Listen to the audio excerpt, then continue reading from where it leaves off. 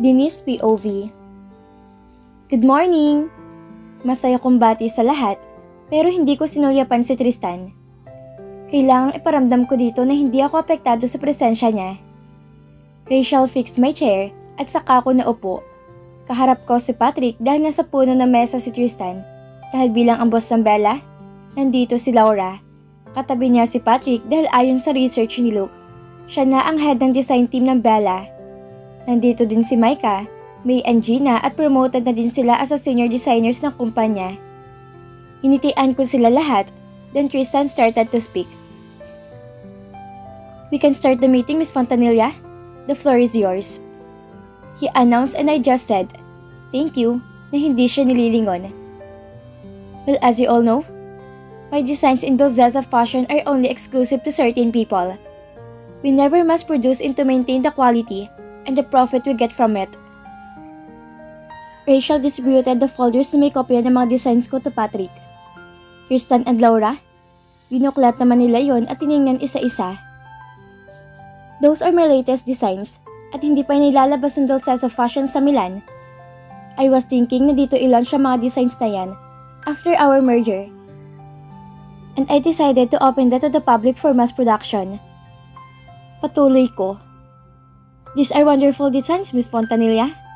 I'm sure papatok to sa mga clients natin, Patrick said as he was browsing the folder. Those are 25 all in all, Mr. De Vera. Siguro mamimili lang tayo ng mga 15 para mag-giveaway na naman sa designer ng Bella. What do you think? Nakakatuwa lang dahil hindi ko taga sinasali si Tristan sa pag-uusap namin. That is up to you, Mr. Fontefalcon. Miss Fontanilla, maybe we should ask his opinion first. Sabi naman ni Patrick, kaya tumungo lang ako. Of course, Mr. De Vera. Sagot ko lang. Do what she wants, I trust her. Sagot lang nito at saka nag-walk out palabas ng room. You may go.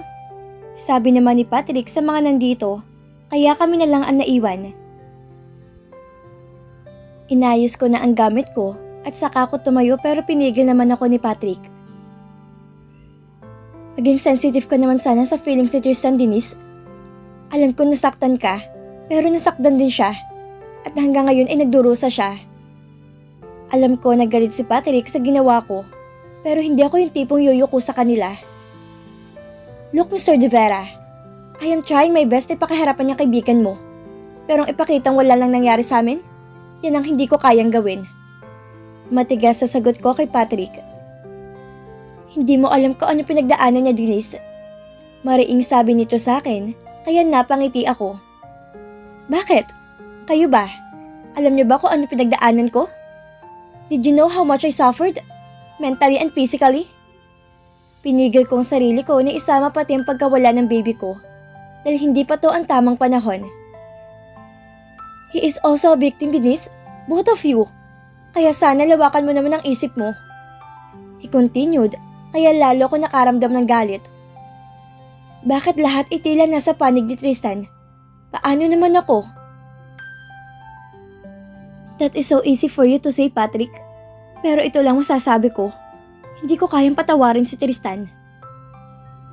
Those were my last words at saka ko lumabas ng silid. Dumiretso ako sa office ko at doon pinakawalan ang luhang kanina pang nagbabadya. Tama you, Tristan!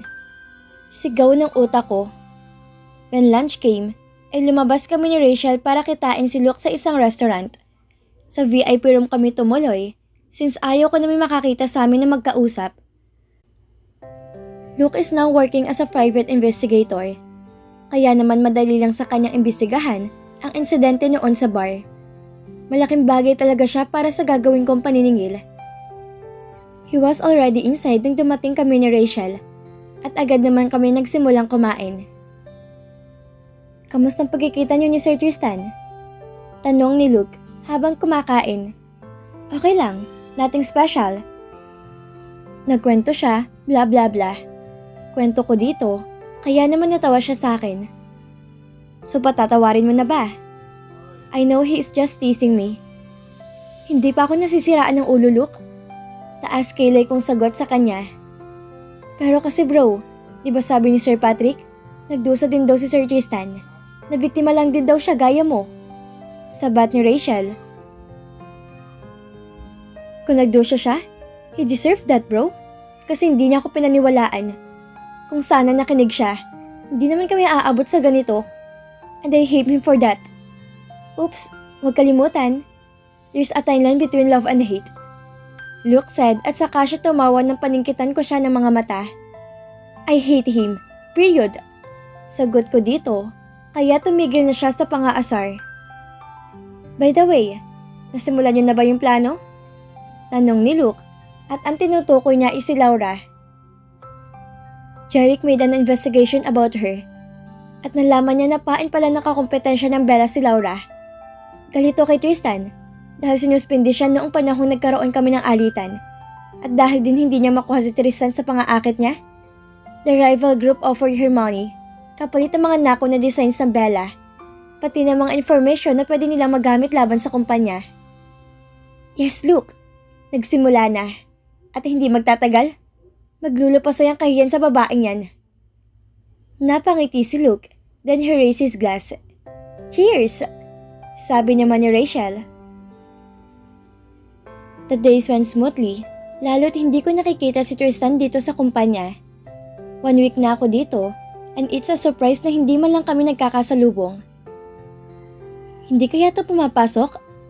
Well, okay din naman yon, dahil hindi ko talaga gusto na nakikita siya. Naaalala ko lang anak ko at ang sakit na pinagdaanan ko, kaya it's better if I don't see him. Tumawag na yung contact natin sa kabila, bro. Kumikilos na agad ang ahas. Nakangiting balita ni Rachel sa akin. She was talking about Laura, ang espiya ng Dream Fashion and style sa bakuran ng Bella.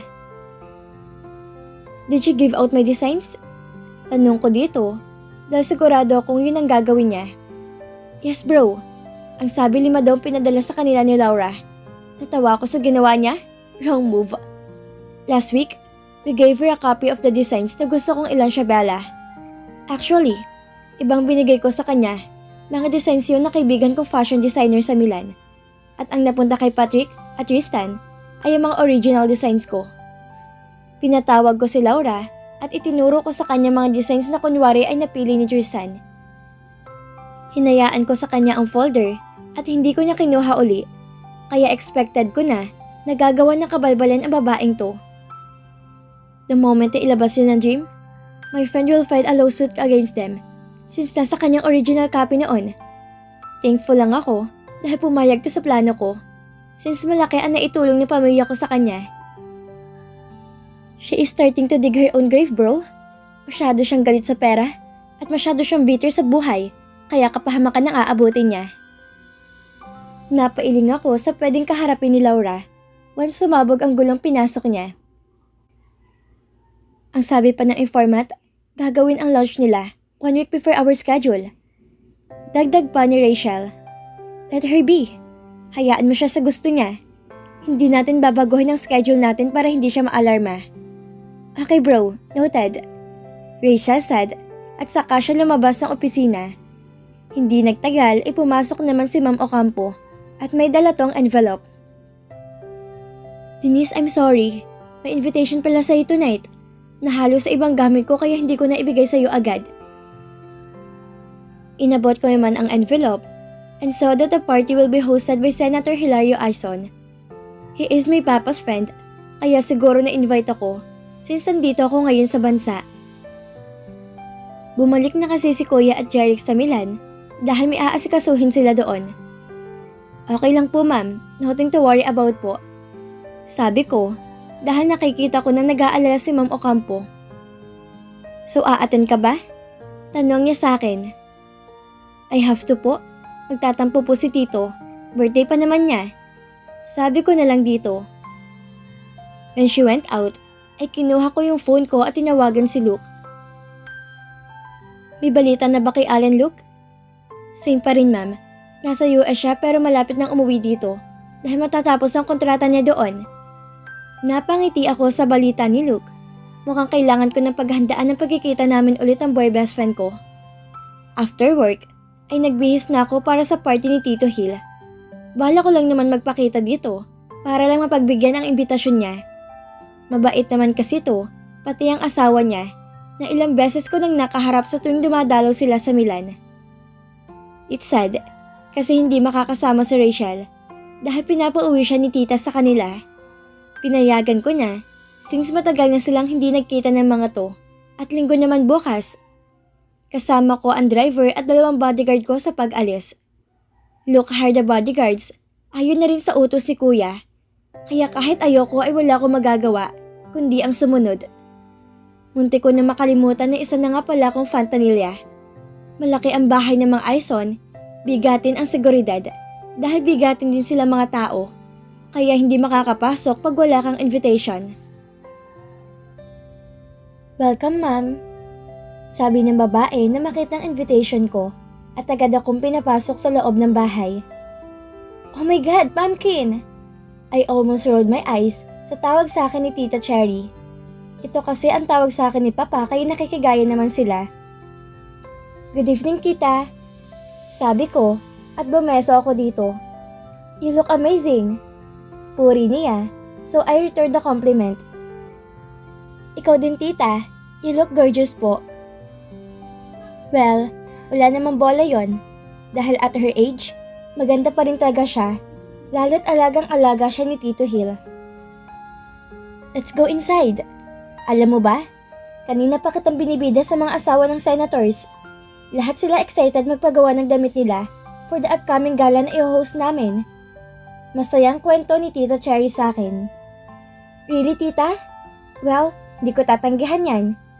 Maybe we can set up a meeting with them some other time para makita nila mga designs ko. Sabi ko naman dito, kaya lalo siyang na-excite. Tito Hill, happy birthday! Bati ko kay Tito.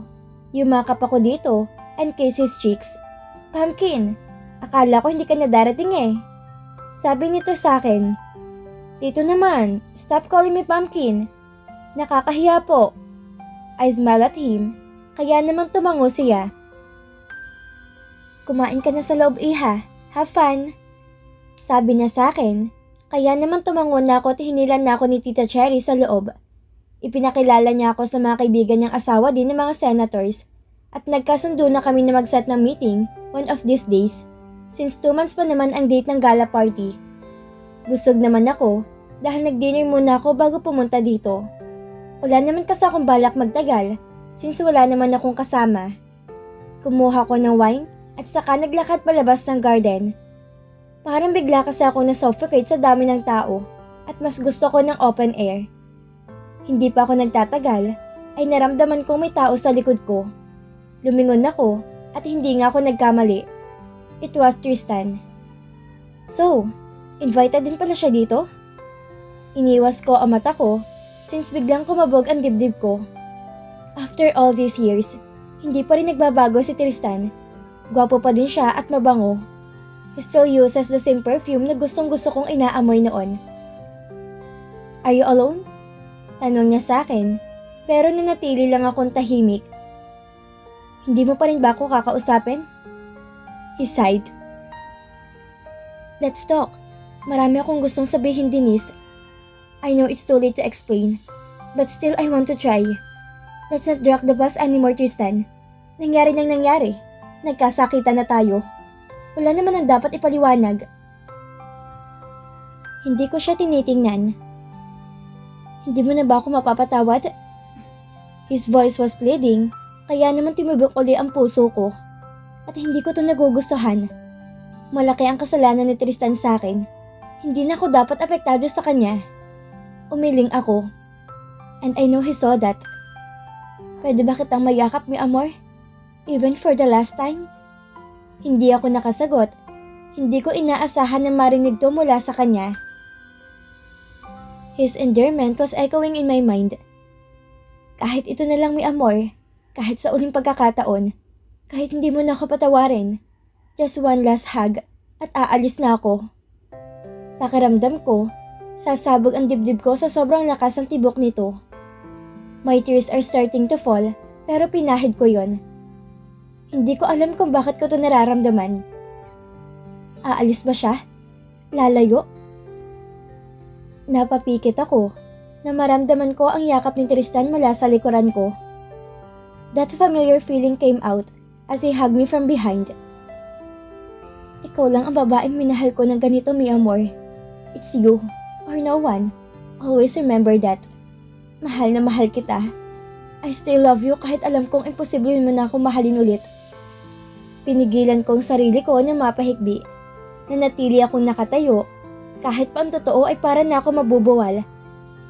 And I hope one day, mapatawad mo na ako. I felt his kiss on my temple and I fought myself not to cry out loud. I hope you will be happy, mi amor. Don't worry. This will be the last time na makikita mo ko. I'm so proud of you. Napapikit ako as he kissed me again on my cheek. Lumawag ang yakap ni Tristan sa akin hanggang sa hindi ko na ito maramdaman. He laughed and cried. Mahal ko pa rin ba siya? Bakit ako umiiyak? Hindi ko na dapat siya isipin. Dapat maging masaya nga ako kasi aalis na siya. Hindi ko na siya makikita. Nagpalipas muna ako ng kalahating oras dito sa garden dahil parang nahirapan akong huminga. Pagpasok ko sa loob, ay nakita ko si Patrick at agad niya ako nilapitan. Nag-usap na kayo? Tanong niya, so I just sighed. Siya lang ang nagsalita, Patrick. I guess tanggap na niya na hindi ko siya kayang patawarin. Sana buksan mong puso mo sa paliwanag niya. Huwag masyado matigas, Denise. He made me into his Patrick. Mukhang okay naman sa kanya. Dahil sabi niya na hindi niya na ako guguluhin. What do you mean? Nagulat pa ako sa reaksyon ni Patrick. Sabi niya, this will be the last time na makikita ko siya. Casual na sagot ko. Shit! He cursed at sa kanya ko iniwan. Patrick, ano nangyayari? Medyo na-alarma din ako sa reaksyon niya. Kaya sumunod ako dito palabas. Ipanalangin mo na lang na wala mo samang mangyari sa kaibigan ko, Denise. Galit na sabi nito at saka nagmamadaling sumakay sa sakyan niya.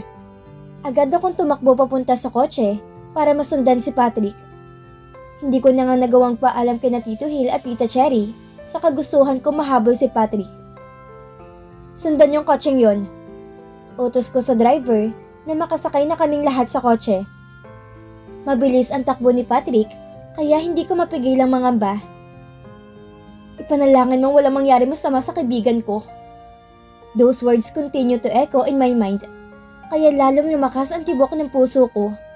Sa sobrang bilis namin, ay gumewang ang sasakyan, kaya agad naman akong inalalayan ni Mark, ang bodyguard na nasa tabi ko.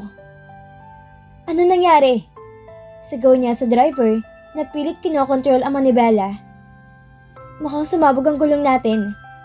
He announced at saka itinabi ang kotse. Bumaba sila at nanatili naman ako sa loob. Ma'am, sumabog po ang gulong. Mark said, kaya napapikit ako. May reserba ba? Edgar asked the driver and he said yes, kaya agad din ang inayos ang gulong habang nasa labas ako. If ever kasi na may dumaang taxi, ay paparahin ko na. Pero tiyempo namang walang nagdadaan. After 30 minutes, ay napalitan na nila ang gulong, kaya agad na akong sumakay at inutusan silang dalhin ako sa kondo ni Tristan. Hindi mawala ang kaba sa dibdib ko habang nasa daan. And when we finally reached the place, agad akong bumaba ng kotse. Nakita ko si Damon, Daryl at Jonas na nasa labas ng building at may ambulansya din. Fear crept in my body as I approached them at nagulat sila sa pagdaing ko. Denise!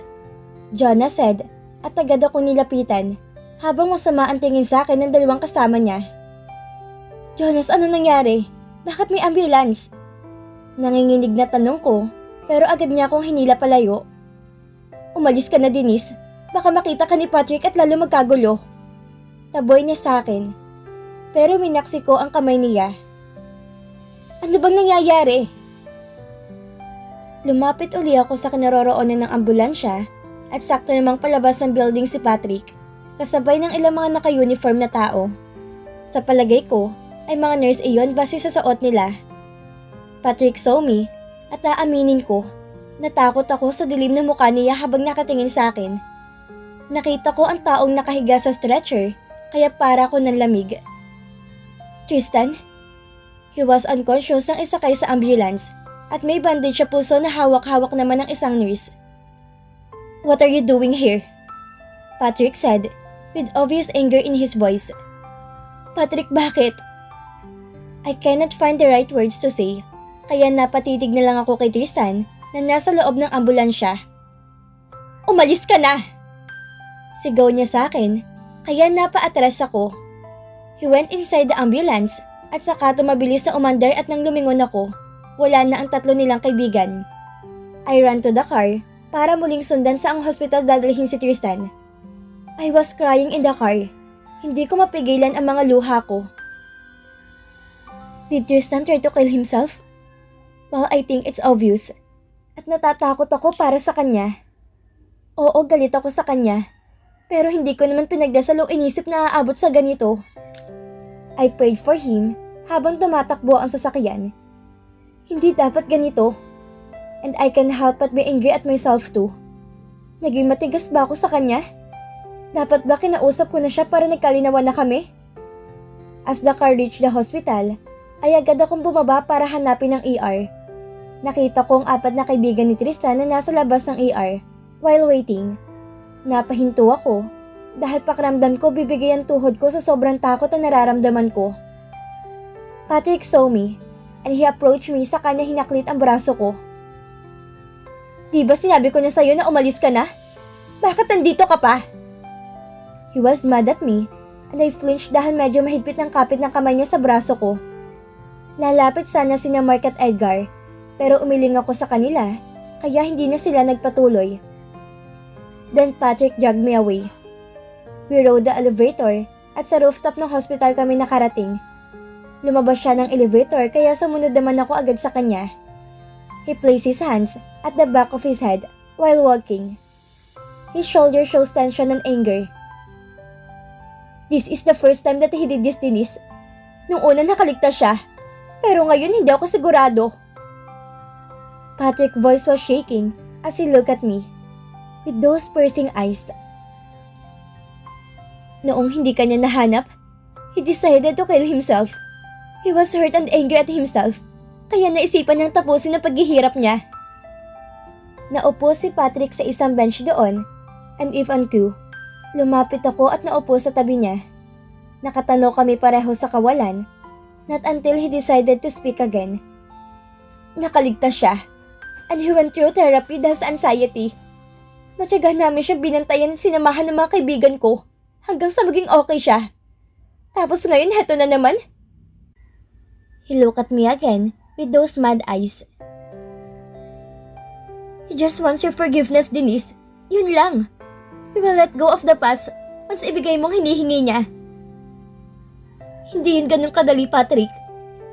Napailing ako habang panay ang tulo ng luha ko. But you are here. Ibig sabihin, after everything that happened, may halaga pa ni si Tristan sa'yo. Umiwas ako ng tingin kay Patrick. 3 years have passed, but I never entertained even my thoughts that I will love again. Sinungaling ako kung sasabihin ko nakalimutan ko na siya. But the fact remains that even if I still love him, I also hate him. That night, at the party, I was drugged. Nawalan ako ng malay. And when I woke up kinabukasan, nasa isang hotel na ako, naked, pero wala naman akong kasama. At the side of my eyes, nakita ko na nakatingin sa akin si Patrick. He was listening, kaya naman siguro kailangan ko na ding ipaliwanag ang side ko. I checked myself if I was raped, pero wala naman ako naramdaman na kakaiba sa katawan ko. Umuwi ako agad na magulo ang isip. Hindi ko alam kung paano ko ipapaliwanag kay Tristan ng lahat, knowing na hindi ako nakauwi that night. Napahinga ako na malalim saka ako nagpatuloy. Galit na galit siya pagdating ko. He accused me of sleeping with another man. Sinaktan niya ako. Sinakal. Sinabihan niya masasakit na salita. Napahikbi ako as I remember that incident na parang kahapon lang to nangyari. He raped me, Patrick. He treated me like someone war. Hindi niya ako iginalang. He used me with force. Sinaktan niya ako. Pinahirapan. Pero tinanggap ko lahat yon dahil mahal na mahal ko siya. I felt Patrick's hands holding mine, kaya lalo ko napahikbi. Hinayaan naman niya akong ilabas ang naipong sama ng loob sa dibdib ko at nang kumalma na ako, I continue to talk. He showed me the pictures na kasama ko si Allen, pero I denied it dahil alam ko sa sarili ko na hindi totoo yun. Nagmakaawa ako at nakiusap ako sa kanya. Napaniwalaan ako, pero hindi siya nakinig. Pinagtabuyan niya ako. Pinalayas. He insulted me by throwing money in my face. Doon ako nakakuha ng lakas ng loob na tingnan si Patrick. At alam mo ba kung ano mas masakit, Patrick? Aside from the drugs na inihalo sa juice ko, the physical abuse that he inflicted on me caused me to lose my baby. Our baby. May diin ang bawat salita ko, kaya nakita ko ang panlalaki ng mga mata ni Patrick. You were pregnant that time? I know that. Unfortunately, yes, Patrick.